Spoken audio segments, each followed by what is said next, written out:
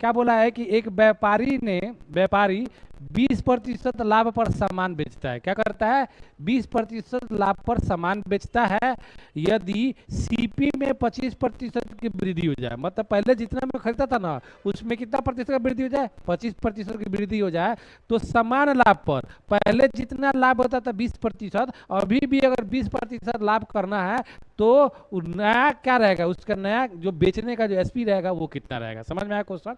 तो क्वेश्चन ये बोल रहा है, बढ़िया से मैं तुम लोगों को समझा देता हूँ, ध्यान से देखो।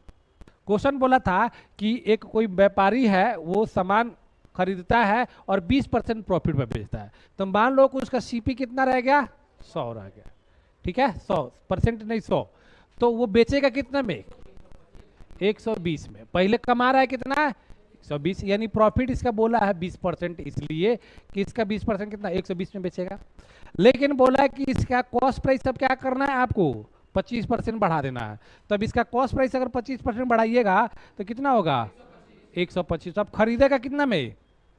खरीदेगा कितना में? 125 में खरीदेगा। लेकिन इसको फायदा अभी भी कितना चाहिए? 20% का। इसका 20% का, तो 125 का 20% निकालोगे तो कितना होगा? 125 का 20% होगा, ये होगा कितना होगा? 25 होगा। ठीक है, 25 होगा तो 125 बड़ा कितना, यानी अब कितना में बेचना पड़ेगा? 150 में। कितना में बेचना पड़ेगा?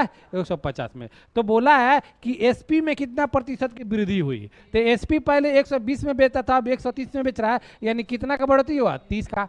30 रुपये का बढ़ोतरी हुआ। लेकिन प्रतिशत में पूछेगा तो 30 हुआ तो 120 नीचे करेंगे और गुना क्या कर देंगे? 100। 3 चौका 12।